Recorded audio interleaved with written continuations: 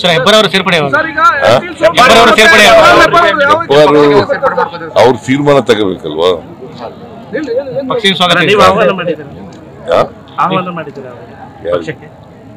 ನೋಡಪ್ಪ, ಕಾಂಗ್ರೆಸ್ ಸಿದ್ಧಾಂತವನ್ನು ಒಪ್ಪಿಕೊಂಡು ಬಂದ್ರೆ ಅವ್ರಿಗೆ ಸ್ವಾಗತ.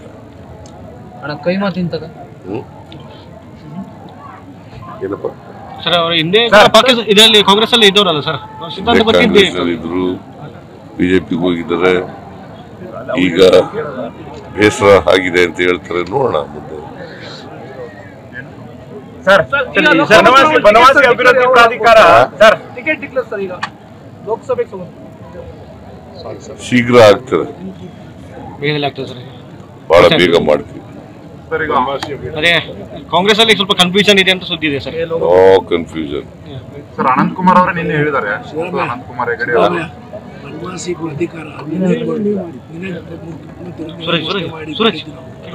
ಅನಂತ್ ಕುಮಾರ್ ಹೆಗಡೆ ಅವರು ಪದೇ ಪದೇ ನಿಮ್ಮ ಮೇಲೆ ನಿನ್ನೆ ಟಾರ್ಗೆಟ್ ಮಾಡಿ ಬೈತಾರೆ. ನಿನ್ನೆ ಈಗ ವಿಚಾರದಲ್ಲಿ ಮಾತಾಡ್ತಾರೆ.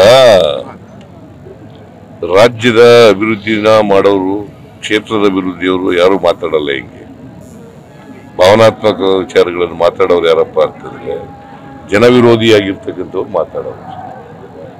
ನನ್ನ ಮೇಲೆ ಏನಂತ ಮಾತಾಡ್ತಾರೆ, ಏನಂತ ಮಾತಾಡ್ತಾರೆ? ಅವ್ರಿಗೆ ಸಂಸ್ಕೃತಿ ಇಲ್ಲ ಅಲ್ವಾ? ಸಂಸ್ಕೃತಿ ಇದ್ದಿದ್ದವ್ರ ಜೊತೆ ಏನ್ ಮಾತಾಡ್ತೀಯಪ್ಪ? ನಿಮ್ಮನ್ನೇ ಯಾಕೆ ಟಾರ್ಗೆಟ್ ಮಾಡ್ತಾ ಇದ್ದಾರೆ? ಕಾಂಗ್ರೆಸ್ನಲ್ಲಿ ಬೇರೆ ಬೇರೆ ನಾಯಕರಿದ್ರು ಸಹಿತ ಪದೇ ಪದೇ ನಿಮ್ಮನ್ನೇ ಯಾಕೆ ಟಾರ್ಗೆಟ್ ಮಾಡ್ತಾ ಇದ್ದಾರೆ? ಬೇರೆ ನನ್ ಮಾಡಿದ್ರೆ ತಾನೇ ಹಿಂದುತ್ವ ಇದಾಗದು. ಅವರು ಹಿಂದುತ್ವವಾದಿಗಳು, ಜೊತೆಗೆ ಮನುವಾದಿಗಳು. ಮನುವಾದಿ ಅನಂತ್ ಕುಮಾರ್ ಹೆಗ್ಡೆ ಎಲ್ಲೋಗಿದ್ರು? ಈಗ ಒಂದು 2-3 ತಿಂಗಳಿಂದ ಆಕ್ಟಿವ್ ಆಗಿದ್ದಾರೆ. ಅದಕ್ಕೆ ಮೊದಲು ಎಲ್ಲೋಗಿದ್ರು ಕೇಳಿದ್ರೇನ್ರಿ ನೀವು? ಕೇಳಿದೆ ಸರ್. ಅದು ಮತ್ತೆ ಏನ್ ಹೇಳಿದ್ರು? ಅದೇ ಇಷ್ಟು ದಿನ ಹುಷಾರಿರ್ಲಿಲ್ಲ, ಬೇರೆ ಬೇರೆ ಕಾರಣ ಅಂತ ಹೇಳ್ತಿದ್ರು. ಹುಷಾರಿರ್ಲಿಲ್ವಾ? ಮತ್ತೆ MP ರಾಜೀನಾಮೆ ಕೊಟ್ಬಿಡ್ಬೇಕು. ಅನಂತ್ ಕುಮಾರ್ ಹೆಗಡೆ ಅವರು ಆಕ್ಟಿವ್ ಆಗಿದ್ದೆ ನಿಮ್ಗೋಸ್ಕರ ಅನ್ಸುತ್ತೆ, ಯಾಕಂದ್ರೆ ಅವರು ಬರೇ ಕಾಂಗ್ರೆಸ್ ವಿರುದ್ಧ. ಅವರು ಲೋಕಸಭಾ ಸದಸ್ಯರಾಗಿ ಆಕ್ಟಿವ್ ಆಗಿಲ್ಲ.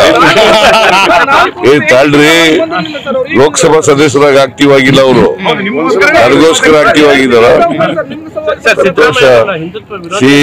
ನೀವು ಅಂತಿವ್ರನ್ನ ಆಯ್ಕೆ ಮಾಡಿದಿರಲ್ಲ, ನೀವು ಆಯ್ಕೆ ಮಾಡಿದ್ರಿ. ಜನರು ಕೆಲಸ ಮಾಡದಿದ್ದವ್ರನ್ನ ಆಕ್ಟಿವ್ ಆಗಿಲ್ಲದವ್ರನ್ನ ಆಯ್ಕೆ ಮಾಡಿದ್ರು. ಕನ್ನಡಿಗರ ಮೆಚ್ಚಿನ ನಿಮ್ಮ ನ್ಯೂಸ್ 18 ಕನ್ನಡ ಈಗ ವಾಟ್ಸ್ಆಪ್ನಲ್ಲಿಯೂ ಲಭ್ಯ.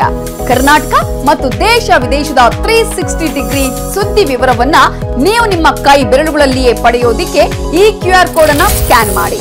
ನಮ್ಮ ಚಾನೆಲ್ ಅನ್ನ ಫಾಲೋ ಮಾಡಿ, ನೋಟಿಫಿಕೇಶನ್ ಆನ್ ಮಾಡಿ.